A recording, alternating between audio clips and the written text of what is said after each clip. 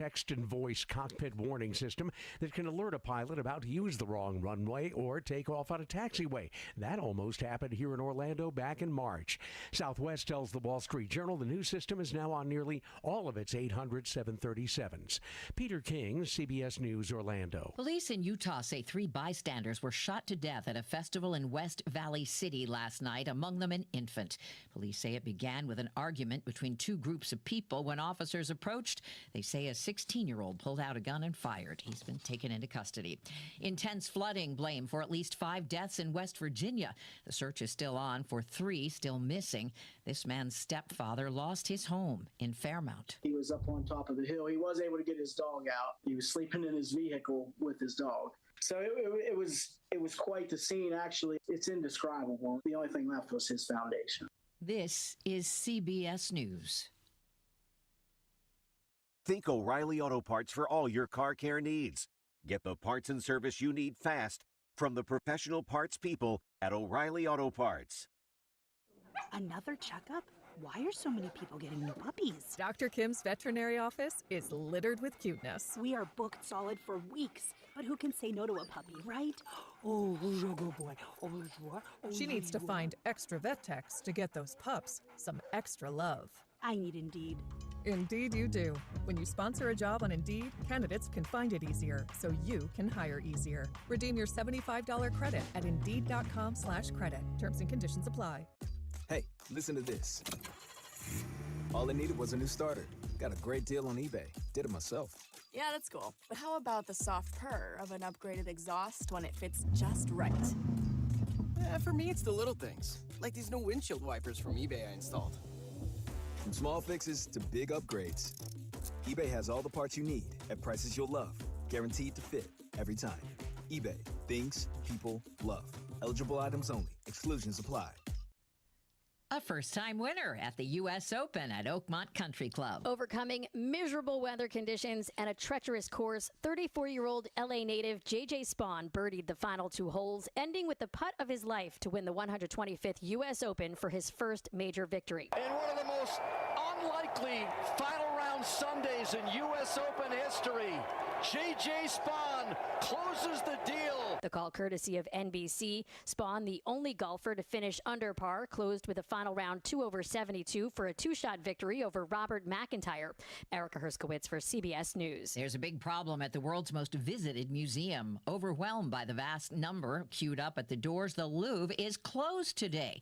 They don't have enough staff to deal with the masses after a spontaneous strike today by gallery attendants, ticket agents, and personnel. Deborah Rodriguez, CBS News. When the weather turns bad, minutes, even seconds matter. This is an early heads up for southern Rutherford County. Rutherford Weather brings you live radar and expert meteorologist insight, giving you the early heads up when storms threaten. A lot of areas are going to see some impacts from this storm. From analysis to live camera views, we keep you informed before, during, and after the storm. I think the vast majority of the hail with this now is going to be quarter to perhaps golf ball size. Rutherford Weather. Stay ahead of the storm. WGNS Murfreesboro, W270AF Murfreesboro, W263AI Murfreesboro, Smyrna. We're the Good Neighbor Network, FM 101.9 and AM 1450 Murfreesboro, FM 100.5 Smyrna, audio and video streaming at wgnsradio.com. This is the WGNS Action Line, talking with Rutherford County newsmakers about what matters most to you. Now your host, Brian Barrett. Well, today it's all about the Big Blue of Middle Tennessee State. We've got a lot to talk about today from Dr. Greg Nagel, first of all, joining us. And a little later on, maybe some environmental conversation. That's all straight ahead here this morning. And Career Development Center services all coming up here on the show. But first of all, we welcome in Dr. Nagel, a professor in the MTSU Department of Economics and Finance. Good morning, sir. How are you? Well, good morning to you, Brian. I'm glad to be here. Well, certainly glad to have you today. You're here to kind of talk about the decades of research that you've put into CEO worker pay and the pay gap, right? I am. It's started, 45 years ago. Actually, recently, what triggered it was a real extraordinary CEO, Greg Merriman. right after the UIW strike, said, hey, why are workers so increasingly disappointed with their wages? And that really resonated with me. I mean, 45 years ago, I was a co-op student at General Motors, and I saw a massive impact of perceptions of unequal pay, and then undue taking of credit by others, and the cooperation too. And there were amazing impact on outcomes. So that launched my efforts, and it got quite a bit of traction. There was a time with the UIW where I finally realized I was taking some credit I shouldn't. And the result was, real flip. I gone from where they threatened to knife my tires if I touched another tool to where they said, hey, rules for you are suspended. You can do what you want when we're around. I mean, it was amazing when I would give credit, what happened. And then on the other hand, the unfairness or fairness dynamics, whatever, that was a bit stretch for the upper management. So I left in 98 to really research some of these dynamics involving fair pay and fairness and all that. And so this, I guess, research has been published, and you had some, collaboration along the way. Maybe talk about that a bit. Oh, man, yes. The co-author is a wonderful guy, Claudio Fernandez-Ayraz. I mean, how do you get luck like this? He heard of my research, and then we got a hold of each other, and, I mean, he's published probably 20 articles in Harvard Business Review. He's sought by around the world, and anyhow, I had ideas he liked, right? So he teamed up with me on this. It was very hard to publish. And it got into Fortune magazine. And that's where, you sort of, hear about this right now. It was really neat what the Fortune crew did to make the research come together in a short thing. Yeah, but years of research, years of information put together, and then all of a sudden it happened quickly, it sounds like. Oh, man, yes. And that's kind of, I think, the way the world is, right? You work, and then all of a sudden the pieces come together, and hey, you get a little bit of traction. And it was really neat. I think what caught Claudio's eye was, hey, for, before 1970, firm value went up real at 6% a year, while CEO pay was virtually flat. And then in 1970, there was workers' pay was going up in that period. 1970, it was total flip. Then the CEO pay skyrocketed, and the worker pay flattened. And that was 1970 was when the Forbes list of 800 highest paid, the scorecard. Everybody got to see that scorecard now, started in 1970. So, hey, I'm underpaid became big deal for those CEOs. And that's when the takeoff launched. And all kinds of things happened then. So where are we today in all of this, do you think? Are we still at the CEO pay gap? I mean, is it so much higher than the worker pay down the line? What struck me as I was working through all this research is we're all the same. We want, it's hardwired into our brain. I found MRI studies that say, hey, if people feel unfairly paid, they have a protest response and they do something about it. So maybe they were previously working together on a project, but all of a sudden they feel, hey, I'm underpaid, and their attention drifts, right, to fixing that wrong. And so, okay, the CEOs all of a sudden found out, hey, I'm underpaid. And that never ends. No matter whether you're getting 10 million today, 100 million today, you can always feel that you're unfairly underpaid. And, I see that at my level, I see that at their level. It's a hidden, unconscious response of our brains until you become aware and take different actions, like the people that founded the United States did, or me when I finally woke up. You're just going to keep sort of going on that hidden thing. It's like kids on a cell phone. You don't put any restrictions on them, and man, they're going to be on that thing 20 hours a day. And then they discover on their own, right? Yeah, yeah. You discover the tough outcomes, the outcomes you don't like, which is what I think our founding fathers, the Washingtons, the Franklins of this world, they looked at old Europe, and they said, man, we don't like the misery, the beggars, the just incredible divisiveness that we saw over there, and they were enjoying the world that we had over here. And they said, well, we got to change that. And wealth, excessive concentration of wealth is a problem. And it was George Washington. He had his faults, no doubt. But wow, in the history of the world, I've never seen another person who could have taken as much power as he could take and then used the leverage he had to support giving power to others so that the whole nation engaged rather than just his little clique. Yeah. It was just amazing. But step up when, a leader was needed to show the way. I was just watching a documentary about, he fired the first cannon shot that ended the Revolutionary War, but then got out of the way to let, to lead by example even. He led by example, and we can do the same. That's what I finally found. I've read about George, I read about early USA, de Tocqueville, all that, and checked with my aunt who was born in 1900. Is this all fairy tales? And no, it's real. These people collaborated back then, and they gave each other credit and stuff like that. You had to in the farming community, or you wouldn't survive. And I said, well, I don't, I'm not in a survival situation, but I can certainly give credit. And that's what I did to the union, and just like all those problems that I had evaporated.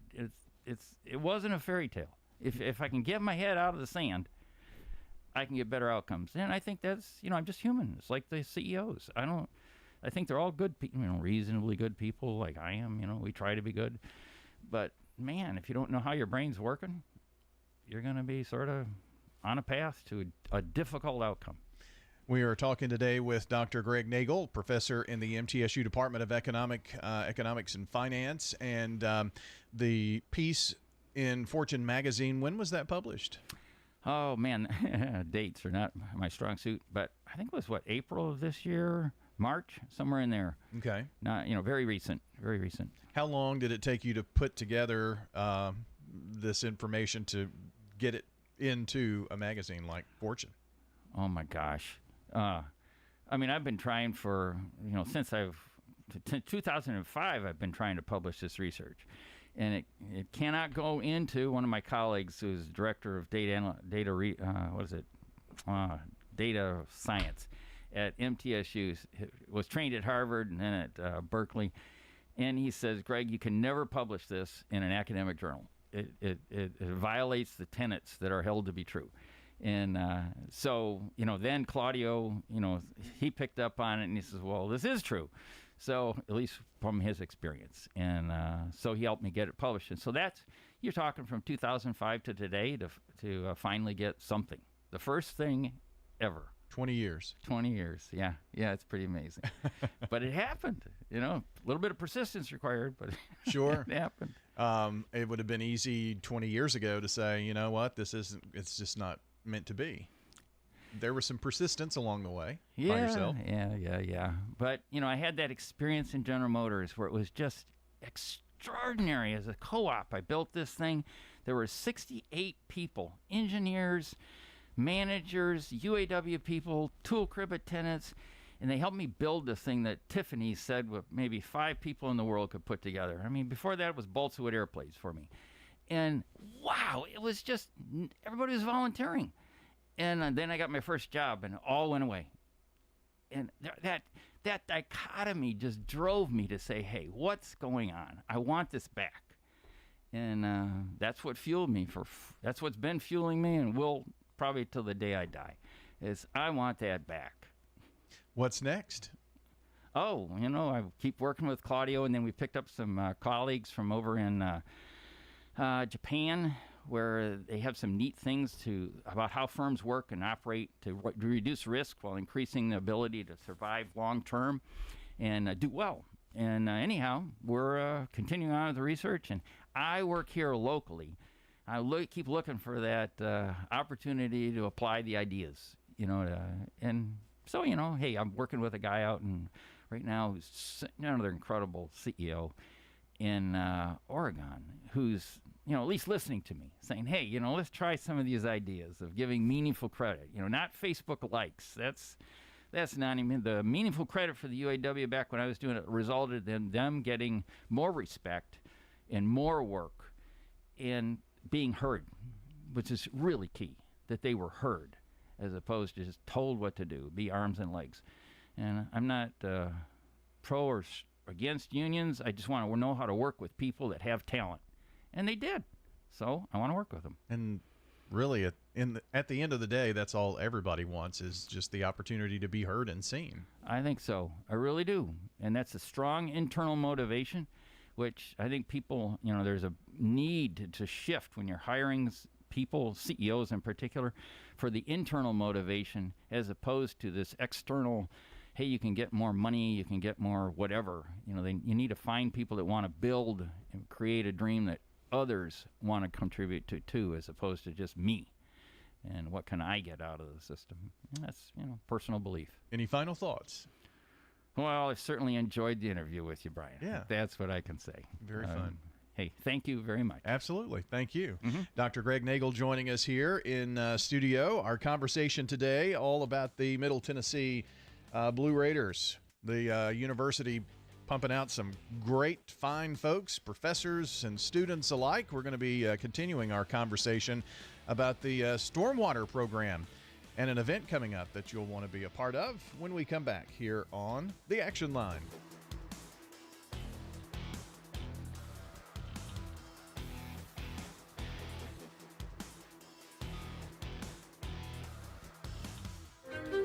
At Middle Tennessee Electric, we see the lines that link us all, illuminating our neighborhoods, empowering our businesses, and helping us to recharge. Because we believe in the power of good energy. Whether it comes from our grids, the sun, or a kind heart. And as your family and our region continue to grow, you can trust that we'll always be there for you. Middle Tennessee Electric, bringing good energy. If your job situation is changing because of layoffs or restructuring, you may have to make several decisions. One important decision may be what to do with your retirement plan. Make sure your retirement stays on track.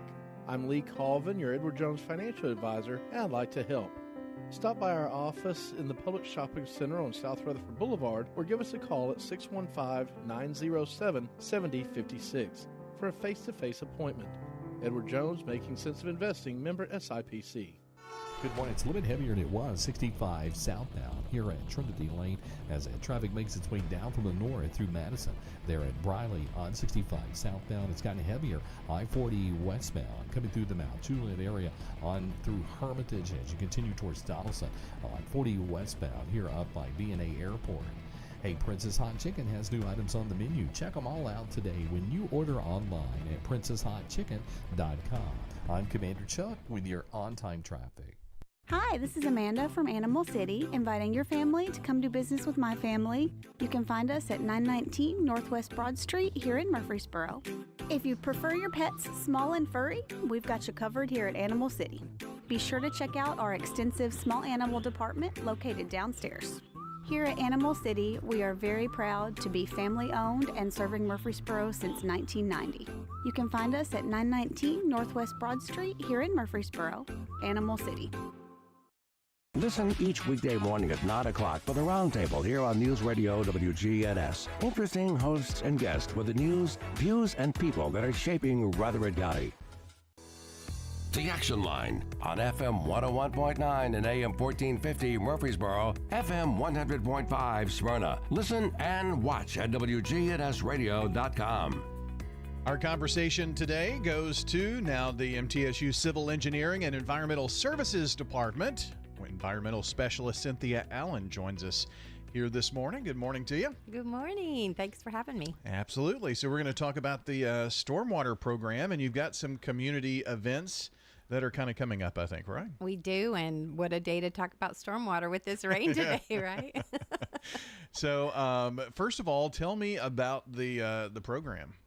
So we've had the stormwater program now since 2010, around 2011, and we've been partnering. We've got a co-permit with the city of Murfreesboro, and we provide outreach to the community. So we get to do a lot of really fun community events, and we have a lot of partners that we work with. So we just had one this past Saturday, and we'll have a boat day coming up on this next Saturday with all of our local partners. So we're in the community, and hopefully you get a chance to see us and interact with us.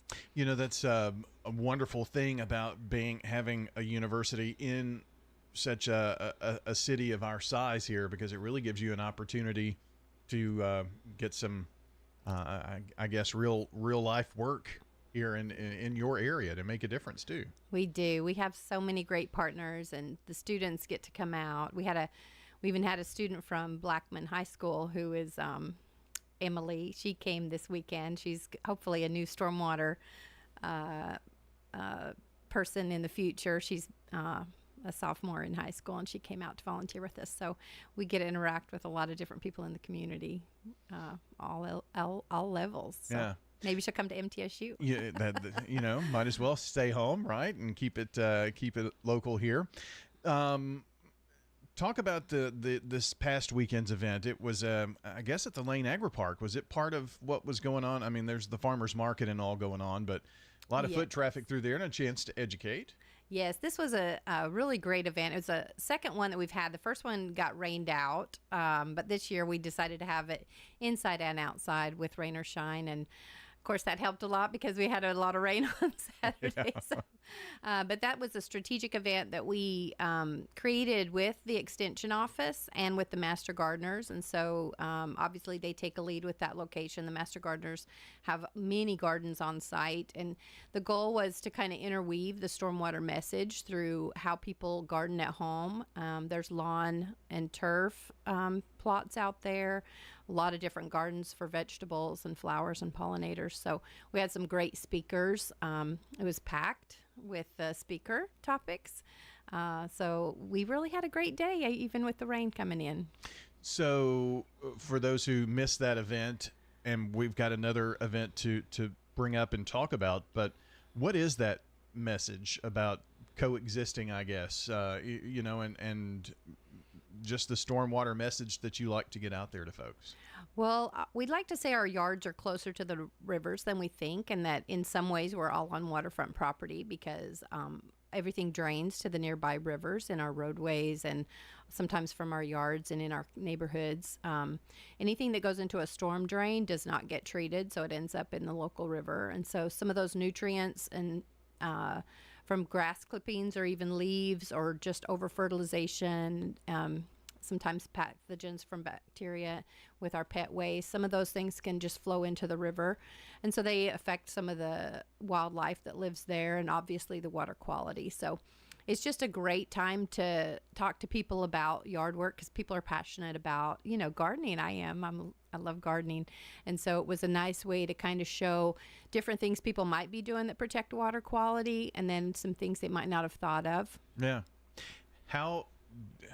I would think that it could be difficult at times to share, what goes into your storm drain winds up in the river. It's hard to make that connection, but it's maybe like an aha moment when you do. It is. And one of my favorite things that happened this weekend was one of our master gardeners. She said what really helped her was when you can plug into some of these new tools. Cumberland River Compact has an iCreek that you can put in your zip code and it'll tell you your stream and your water quality. EPA has one that's Know Your Watershed and you can put in. So you can tell in just your zip code and you can see your local waterways and how they're impaired and what impairments are there. So a lot of sediment, that's a big one here. E. coli, sometimes from septics and old sewer lines. We always have nutrients. We're in a high nutrient area here. So nutrients, anytime we can keep our nutrients like nitrogen and phosphorus down, that helps us keep our water quality clean. And of course, just all the other things, because as rain flows through our community, it picks up all these other things, motor oils and detergents and, all these things. So everybody can do their part and help us keep our waterways clean. Everything, when you're at the car wash, the things that go down, right? Yeah, car washes, if you're going to wash your car at a community car wash, one that's a commercial one, that will actually have some pre-treatment engineered devices in there that kind of help reduce some of that. But if you're going to do washing your car at home, if you can just help that drain to a natural grassy area or something that the natural grasses and soils will help filter out some of those things before it hits, the waterways. So just maybe think just a little bit before, right? Yeah. I guess that's maybe part of the message. Cynthia Allen here with us today, environmental specialist with the MTSU Civil Engineering and Environmental Services Department. We talked about the weekend event this past weekend, but what's coming up, the annual boat day, right? Yes, we've got boat day coming up. It's always the third Saturday. And we used to do this in Murfreesboro, but our location was at Old Fort Park, and sometimes we'd get a lot of water coming off of that dam. So we usually get rain this time of the year. Yeah.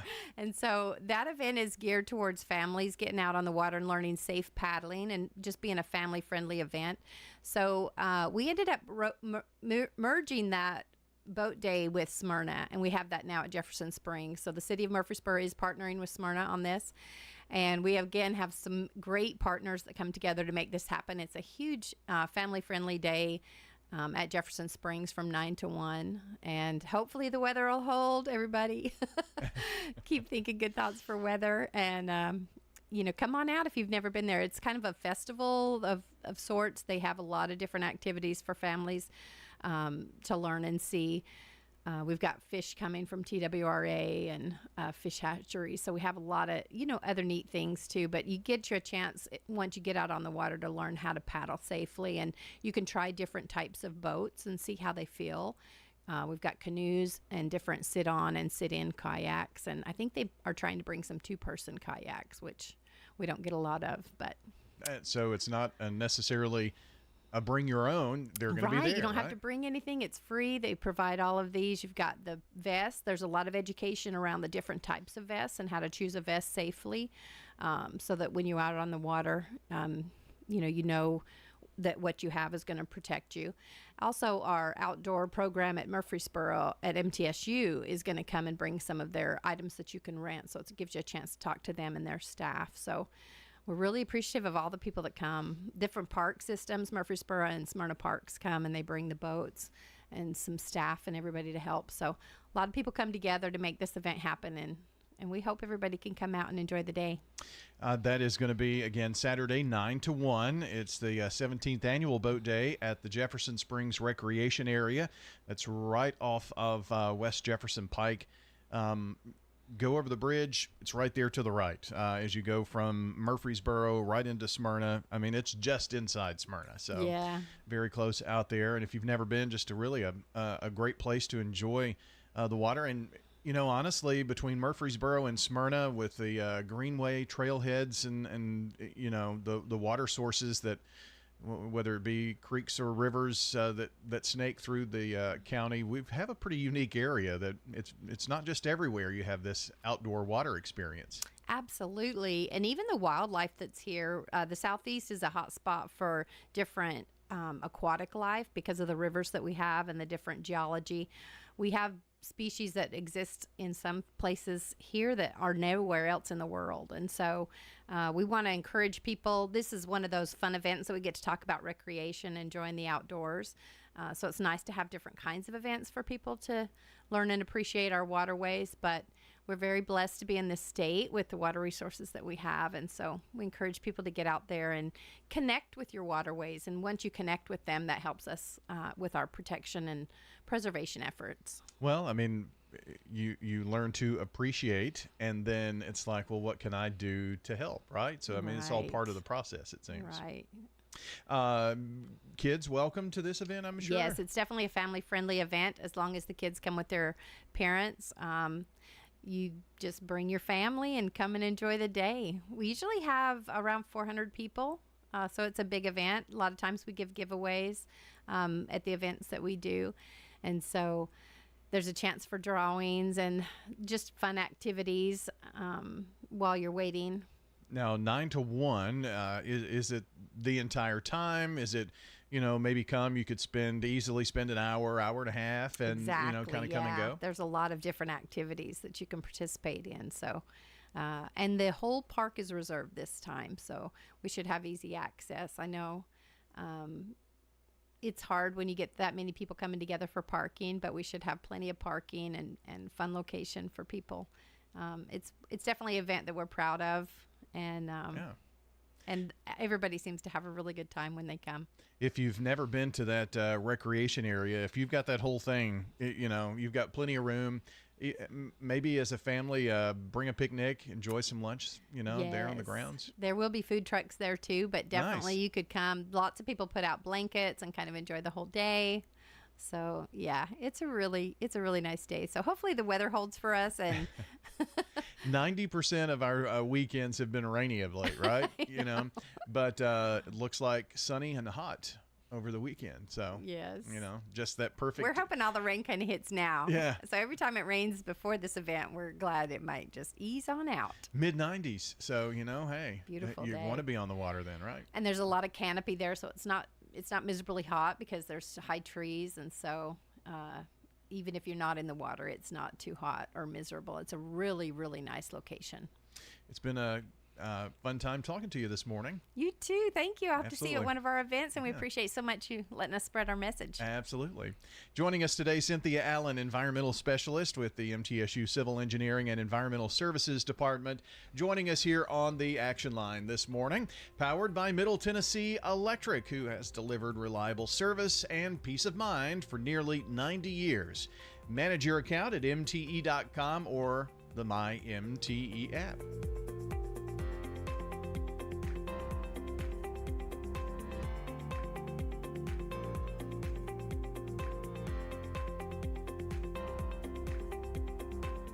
When the weather turns bad, minutes, even seconds matter. This is an early heads up for southern Rutherford County. Rutherford Weather brings you live radar and expert meteorologist insight, giving you the early heads up when storms threaten. A lot of areas are going to see some impacts from this storm. From analysis to live camera views, we keep you informed before, during, and after the storm. I think the vast majority of the hail with this now is going to be quarter to perhaps golf ball size. Rutherford Weather.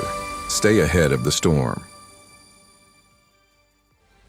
CBS News Brief. At least 5 dead in Israel from overnight Iranian missile strikes. Israel claims it's hit the headquarters of an elite Iranian military unit. The BBC's Giyar Gol is in Tehran. Many are extremely worried. They are trying to leave. And even today, police says all the entrance of the city is open for people to leave the city if they wish. The conflict now expected to take center stage at a meeting of Western leaders in Canada, among them President Trump. CBS's Willie James Inman. Before he departed for Canada, the president teased that we could potentially see some trade deals announced on the sidelines of the G7 summit. Police flushed the suspect out of the woods near his home in the murder of a Minnesota lawmaker and her husband. CBS's Lilia Luciano spoke with Vance Belcher's roommate. He said that he was a born-again Christian. He cared a lot about abortion back in the day when he first became a born-again Christian, but that he didn't talk about it a whole lot. CBS News Brief. I'm Deborah Rodriguez.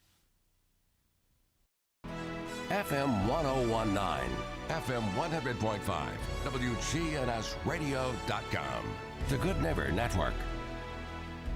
Now, here's your Rutherford weather forecast. Few scattered showers and storms at times this afternoon with cloudy skies, a high in the upper 80s. Tonight, chance for rain and storms, cloudy, a low near 70. I'm meteorologist Jennifer Wojcicki on News Radio WGNS. Currently, it's 72. So today's Good Neighbor of the Day, Daphne David, the new president and CEO at Ascension St. Thomas Rutherford Hospital. Today's Good Neighbor of the Day from Ryan Flowers Coffee and Gifts and WGNS. To send in a good neighbor, text NEIGHBOR to 615-893-1450 or head to wgnsradio.com/good neighbor. Our birthday club winner today, Mildred Campbell, among those celebrating birthdays today and the Sunday birthdays and anniversaries as well. So congratulations to Mildred. We'll get to head over to Slick Pig Barbecue to enjoy some banana pudding from Slick Pig and WGNS. We do the birthday announcement and giveaway each weekday morning. He's local. Certified financial planner Jason Qualls. Financial Coaching Radio.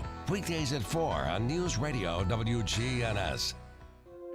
The Action Line on FM 101.9 and AM 1450 Murfreesboro, FM 100.5 Smyrna. Listen and watch at WGNSradio.com. Back, our focus today on Middle Tennessee State University. And this morning, we have with us the director of MTSU's Career Development Center, Dr. Becca Moore, joining today, and going to talk about services available to not only students, but alumni. And Dr. Moore, thanks for being here. Pull that mic up real snug to you there.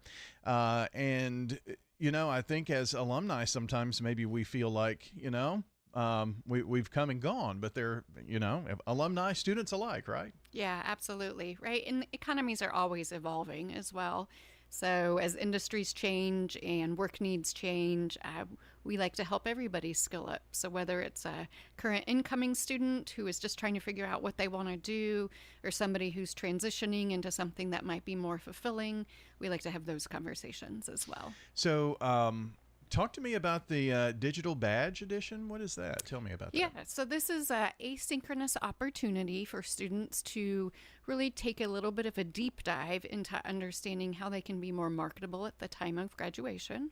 And so they go through 15 different modules on their own that complements probably some stuff that they're already doing in their academics, but it's an opportunity for them to reflect on what they've done or engage in things that maybe they haven't thought about doing so that they're more marketable at the time of graduation.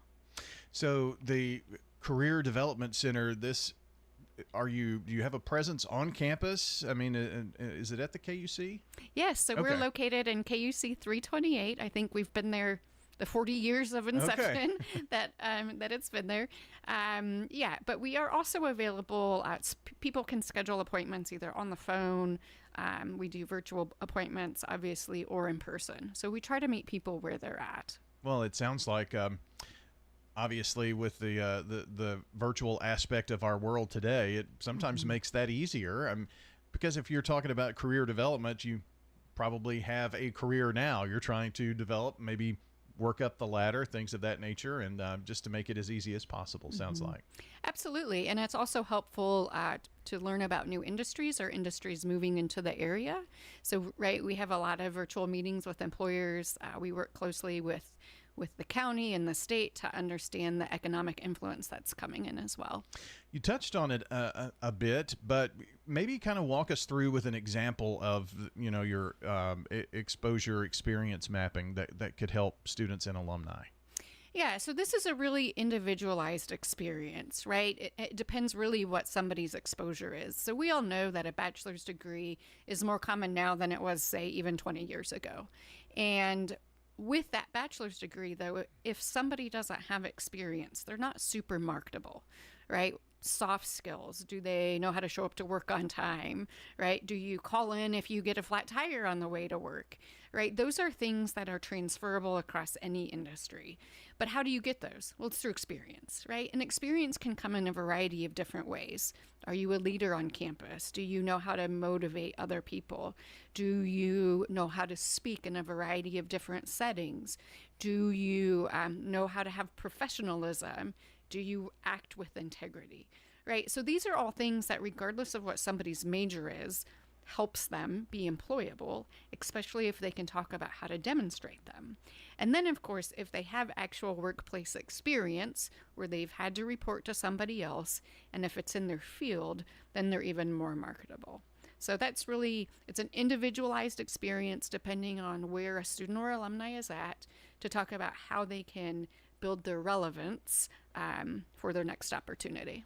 Well, I share my experience. I started working here in high school, and by the time I graduated, I had 6 years of experience in the field that I wanted to be in. And so a few weeks, maybe 2 weeks after graduating, I had a job at what is now, one of the two largest communications companies. And so when I have the opportunity to talk to students, those who maybe are interviewing for an entry-level position, the experience is I know you have to make money to buy that pizza to eat over the weekend, right? But the experience is very valuable too. And sometimes maybe as students, it's hard to see the value in that. But maybe from what you're talking this morning, you can attest to that being a great opportunity. And that's just one example. Absolutely, right. We use the analogy sometimes, right? It's kind of like trying on a hat. Wouldn't it be great when you're in a supportive environment to do an internship 8 to 12 weeks and decide you don't like something, right? That's almost just as valuable than graduating and then stepping foot in something and then realizing as you start your adult life that you don't like something, right? And so there's value in that experience as well. Additionally, it really is a great way for people to just learn how to network, right? I mean, the majority of jobs are found through connections, whether it's completely tied to what you want to do or not. everybody knows somebody, right? The 6 degrees of separation.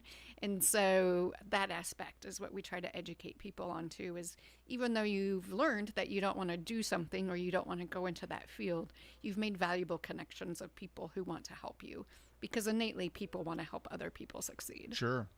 Dr. Becca Moore with us, director of MTSU's Career Development Center. Interesting that you bring that up, because there are so many, whatever your major is, there are so many subsets and jobs that maybe you didn't really think about that could be involved. I don't know. For instance, we were just talking in the previous segment about stormwater program.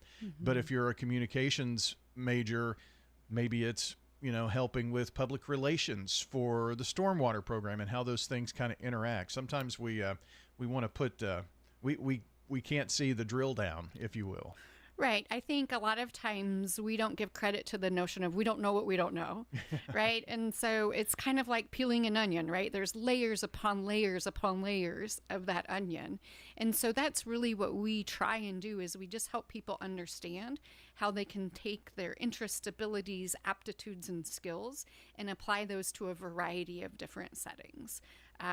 That's really what we want people to do to succeed, because, right, you could be a communications person in an agriculture industry, right, in the stormwater industry. But a lot of times people think maybe it's just news or media or something. So the world is out there, and that's what our job is to help them understand how they can take all of those things and apply them. Many times we maybe see those who are in a second career field who, or maybe just use media as an example, leave television or radio to then go work for a program as their media specialist. But the fact that they need to know that that's a possibility. I mean, is that what the program helps to do? It's almost like opening our eyes to what the possibilities could be. Yes, absolutely. A great example is I also have the privilege of teaching in the animal science program. Right. And I always tell students the first couple of days of class that very few people do not like animals. Right. And just because you like animals, does that mean that you know what careers you can do with animals? And oftentimes the number one answer is, well, I'm going to be a veterinarian. Well, the reality is veterinary school there's the fewest amount of veterinary schools of professional schools. So the odds of getting in are very rigorous and very tough. Right.